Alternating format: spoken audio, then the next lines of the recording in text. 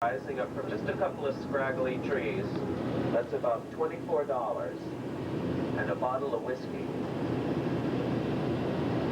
The twisted steel girders, which once made up part of the World Trade Center, they bring the girders to the shoreline from ground zero, and then they're transported by scow, or these barges, and you'll see them loaded up. Now, they carry 30 tons a trip across the harbor to Newark, New Jersey, where the steel will be melted down and recycled into some new structure. The concrete portion of the Twin Towers, because of the enormous amount of energy released during the progressive collapse, was largely reduced to a fine white powder. And since the wind was blowing, an enormous cloud, so huge it was actually photographed by the space shuttle astronauts flying miles overhead.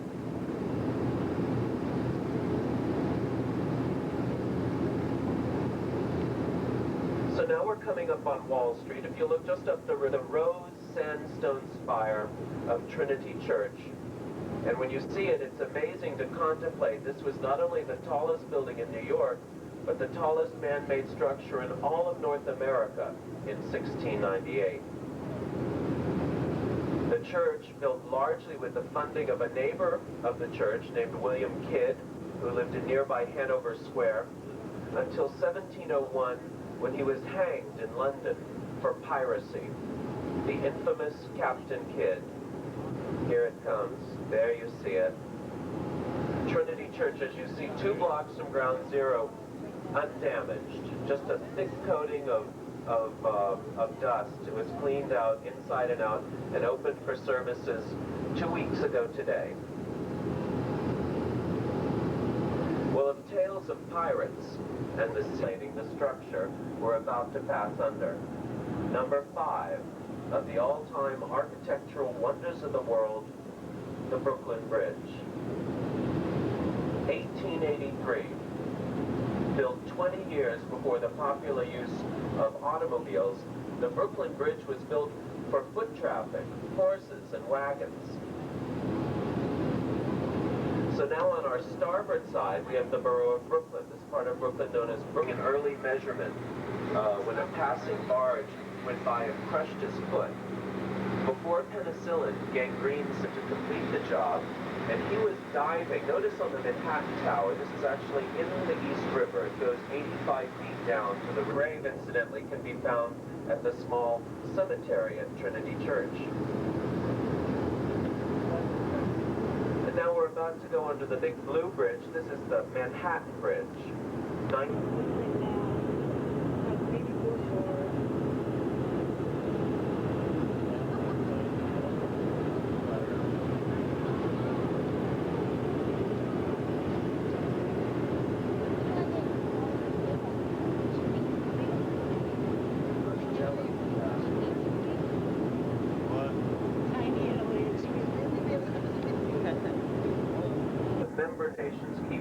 Their private offices, but the entire complex itself encompasses 17 acres along the East River from 42nd to 48th Streets. These 17 acres, which are not part of New York City, technically, nor are they part of the United States. When you step across that border on First Avenue onto the complex, you are on territory that is equally owned by every member nation of that organization. North, you can see there's an equestrian statue from former Yugoslavia in the middle of the sculpture garden, where all of the sculptures revolve around the common theme of peace.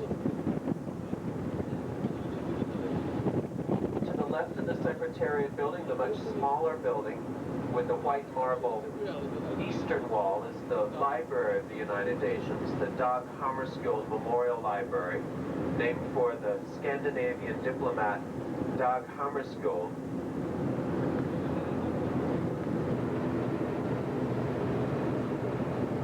Now have a look back at the Chrysler Building as we pull away, and I want to call your attention to the spike on top of the Chrysler Building.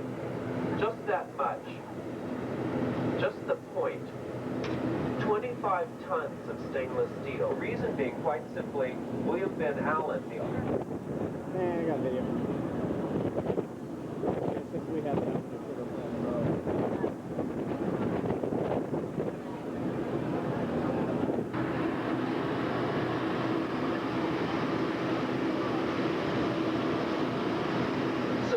to possibly sell it to a commercial developer like Donald Trump, who had plans to put a casino there.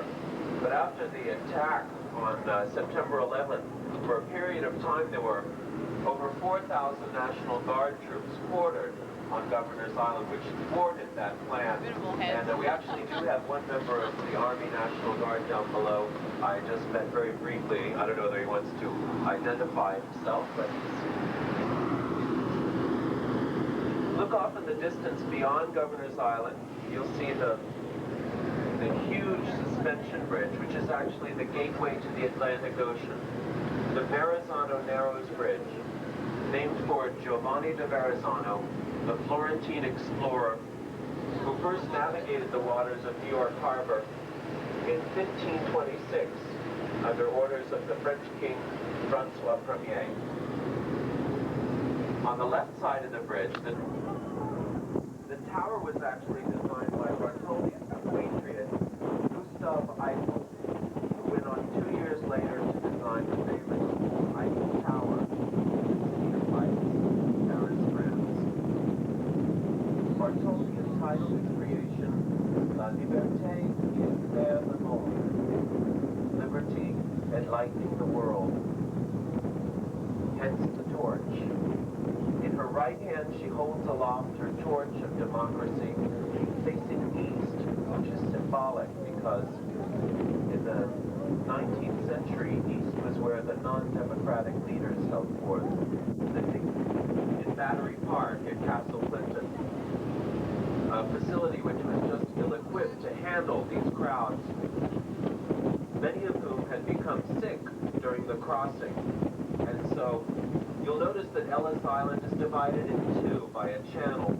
And on the left side of the channel, to the south, among the trees, you'll find the hospital and the sanitarium buildings where many people were quarantined and made strong enough to survive the rather frontier-like atmosphere of turn-of-the-century New York. The recovery of the Twin Towers. They evacuated over 160,000 people from the island of Manhattan who would have otherwise been trapped away from their loved ones at that time. And they didn't take tickets because it would slow them down. And many of the people who got on board the vessels were hurt. And closed captioning for this. This organization throws a holiday party every December for kids with special needs. And that's News Channel 4 at 6. NBC Nightly News with Tom Brokaw straight ahead. Sue and I hope to see you once again at 11. Have a good night, and let's have another peek at the tree.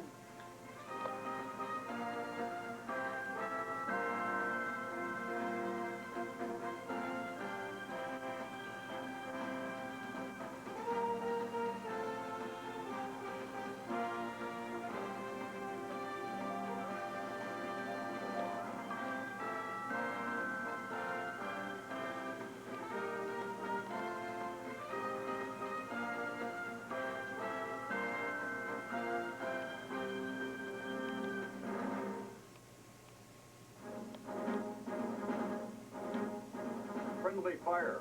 3 American soldiers killed, many wounded when an Air Force B-52 bomber misses its target. How could that happen? Who's to blame? Learning to hate. A rare visit to the home of the suicide bombers. One son gave his life. His 10-year-old brother is ready to go next. Why they hate. The sound of money. A big day on the stock market with the Dow back over 10,000. What does it mean for your money? And left behind, the widows and widowers of 911. After so much suffering, a new fight in the nation's capital. A story of determination tonight. From NBC News World Headquarters in New York, this is NBC Nightly News with Tom Brokaw. Good evening. It has been a very difficult day for the United States military on the ground in southern Afghanistan as Americans stuffed up their role in the assault on Kandahar. That's the last major stronghold of the Taliban. 3 Americans were killed and a number of other people were wounded from so-called friendly fire. An American bomb missed its target. There are other discouraging developments tonight in the Middle East, but here at home, a little light at the end of the tunnel on the New York stock market. We're going to begin with those American losses, however. NBC's Jim Miklashevsky is at the Pentagon for us again tonight. Jim? Tom, as of tonight, more American troops have been killed or wounded in Afghanistan by their own weapons than by the enemy. U.S. helicopters bring the dead and wounded to the Marine base in southern Afghanistan. 3 Special Forces troops were killed. 19 more were wounded when a B-52 dropped a 2,000